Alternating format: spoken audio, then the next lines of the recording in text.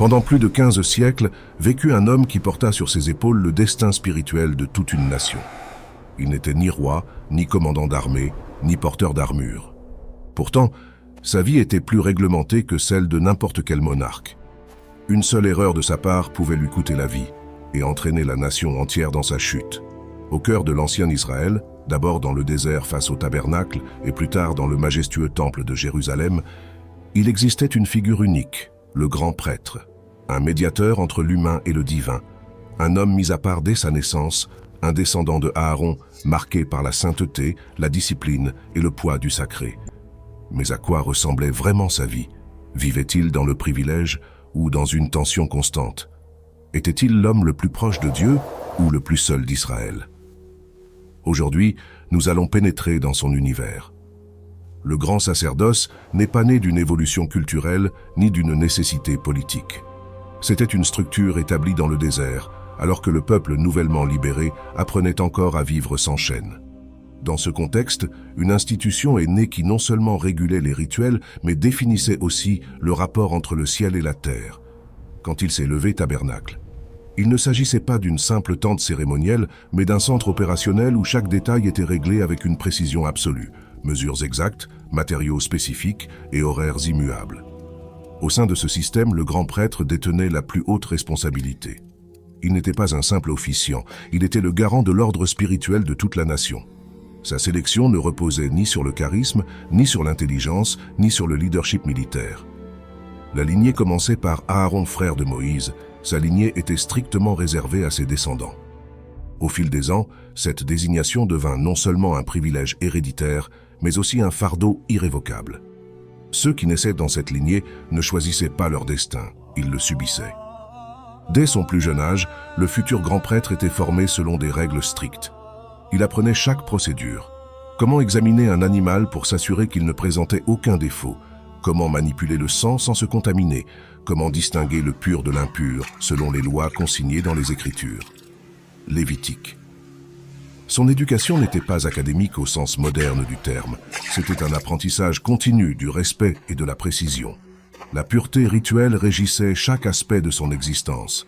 Il ne pouvait s'approcher d'un cadavre, même celui d'un proche parent. Les règles du mariage étaient plus strictes que pour tout autre prêtre. Son alimentation, ses relations sociales et même ses émotions en public devaient être maîtrisées. L'huile d'onction qui marquait sa consécration symbolisait plus que l'autorité. Elle représentait la séparation définitive. Sa journée commençait avant l'aube. Alors que le camp dormait encore, il devait se rendre dans la cour pour superviser le sacrifice perpétuel, appelé le tamid. Chaque matin, un agneau était offert, et chaque soir, un autre. Cet acte quotidien maintenait symboliquement le lien entre le peuple et Dieu. Il était incontournable. On ne pouvait le reporter. Le feu qui brûlait sans cesse sur l'autel était essentiel. S'il s'éteignait, ce n'était pas seulement un problème logistique, c'était un signe alarmant de négligence spirituelle. L'entretien de l'autel nécessitait une coordination constante avec les prêtres de rang inférieur. Le bois devait être choisi avec soin. Les cendres devaient être retirées selon un ordre précis. Le sang devait être appliqué exactement aux endroits prescrits par la loi. Le grand prêtre n'accomplissait pas chaque tâche manuellement chaque jour, mais il était responsable en dernier ressort de veiller à ce que tout soit fait conformément à la loi. Après la cérémonie extérieure, le travail se poursuivit à l'intérieur. Là se dressait la menorah, dont la lumière ne devait jamais s'éteindre. L'huile devait être pure, pressée sans impureté. Il y avait aussi l'autel de l'encens, où brûlait un mélange aromatique dont la formule était interdite au commun des mortels. La fumée s'élevait, symbole de prière. Chaque grain d'encens était dosé avec précision. L'improvisation n'avait pas sa place en ce lieu. Outre ses fonctions liturgiques, le grand prêtre administrait une structure complexe. Au fil du temps, et notamment avec l'évolution du culte vers le temple de Jérusalem sous, le règne de Salomon, l'organisation connut une croissance exponentielle. Des milliers de Lévites travaillaient par roulement. Des trésors servaient à entreposer les offrandes et les tributs. Un calendrier des fêtes était établi chaque année avec une grande précision. Le grand prêtre devait superviser toute cette organisation. À Jérusalem, la scène changea d'échelle, mais pas ses exigences. Le sanctuaire cessa d'être portatif et devint une structure monumentale recouverte d'or et de cèdre. Cependant, le protocole de purification demeura inchangé. Avant d'officier, le grand prêtre devait se laver dans la grande mer de bronze. Ses vêtements, lin fin, pierres précieuses et fils bleus et pourpres, n'étaient pas de simples ornements, mais des symboles chargés d'une signification nationale. De toutes les cérémonies, aucune n'était aussi solennelle que le jour du grand pardon. Une fois par an, le grand prêtre pénétrait dans le Saint des Saints. La préparation impliquait un isolement préalable, des examens méticuleux et des sacrifices préliminaires pour expier ses propres péchés. Ce n'est qu'alors qu'il pouvait intercéder pour le peuple. À cet instant, le poids de l'histoire et du présent se confondaient en une seule figure. Pendant des siècles, cette institution a survécu aux bouleversements politiques, aux invasions et aux reconstructions. Après la destruction de Babylone en 586 avant notre ère, la lignée sacerdotale fut exilée. Sans autel ni sacrifice, le rôle spirituel se mua en une fonction de gardienne des textes sacrés. Les généalogies furent conservées avec le plus grand soin. Lorsque le décret perse autorisa leur retour, le culte fut restauré sous l'autorité de descendants légitimes.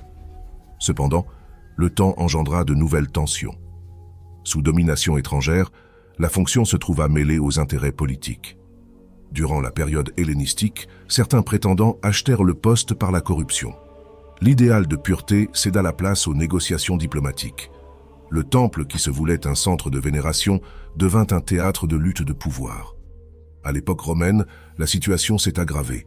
Des dirigeants comme Hérode le Grand. Les grands prêtres étaient nommés et destitués selon les impératifs politiques. Leur fonction n'était plus à vie. Les vêtements liturgiques étaient conservés sous la garde des autorités romaines et n'étaient distribués que lors de fêtes spécifiques. L'autorité spirituelle était subordonnée à l'Empire. Dans ce contexte, des chiffres tels que Annas et Caïphe, dont l'administration était marquée par des alliances stratégiques et un contrôle économique du temple.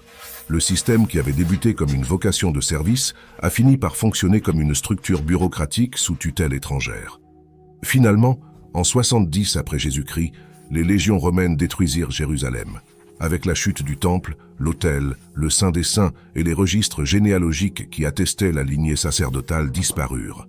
Sans édifice, sans sacrifice et sans archives familiales, le grand sacerdoce cessa d'exister sous sa forme historique. Ainsi, ce qui avait commencé comme un appel dans le désert fut consumé par les flammes de la guerre. La figure qui incarnait jadis la plus haute sainteté nationale disparut avec les pierres du sanctuaire. Et c'est ainsi que s'éteignit l'une des institutions les plus influentes et complexes de l'histoire antique d'Israël. La destruction du temple en 70 de notre ère ne se résumait pas à la chute d'un édifice monumental. Elle marquait l'effondrement définitif d'un système qui avait façonné l'identité spirituelle d'Israël pendant plus de 15 siècles. Alors que les flammes dévorèrent les murs et que l'or fondait entre les pierres, ce n'était pas seulement une structure physique qui brûlait, mais une institution entière. Sans autel, le sacrifice quotidien fut suspendu à jamais. Sans Saint des Saints, l'espace réservé au rassemblement le plus redouté et le plus solennel du calendrier n'existait plus. Sans registre généalogique fiable, il était impossible de déterminer avec certitude qui appartenait légitimement à la lignée sacerdotale. La fonction de grand prêtre ne fut pas abolie par décret, elle se retrouva simplement privée de tout cadre dans lequel l'exercer. Ce vide a nécessité une transformation radicale. La spiritualité juive, qui pendant des siècles s'était articulée autour du sacrifice et du sanctuaire centralisé, a dû être réorganisée. L'autorité religieuse s'est déplacée de l'autel vers l'interprétation de la loi. Le leadership n'était plus entre les mains de ceux qui portaient le lin et l'or, mais de ceux qui maîtrisaient les enseignements et la tradition écrite. Ainsi, la figure du maître de la Torah, le rabbin, s'est imposée avec force. La synagogue, auparavant annexe du temple, est devenue le cœur de la vie communautaire. La prière a remplacé le sacrifice, l'étude a remplacé l'encens, le souvenir a remplacé l'autel. Cependant, le souvenir du grand prêtre ne s'est pas estompé. Son image est restée gravée dans la liturgie de Yom Kippour, où, encore aujourd'hui, le récit détaillé de son entrée dans le lieu très saint est récité. On se souvient de sa préparation, de ses vêtements blancs et de sa confession au nom du peuple. Bien que le rituel physique n'existe plus, la mémoire collective perpétue la structure qui, jadis, soutenait la vie nationale. À son apogée, le grand prêtre symbolisait l'ordre au milieu du chaos du désert. Il représentait la stabilité à une époque où la nation n'avait pas encore de territoire fixe. Il incarnait la continuité au milieu des guerres et des exils, et même dans son déclin, il rappelait que le pouvoir religieux peut être mal utilisé lorsqu'il se déconnecte de sa finalité première. Avec la destruction du temple, ce n'est pas seulement une position qui a disparu, mais aussi une conception particulière de la médiation.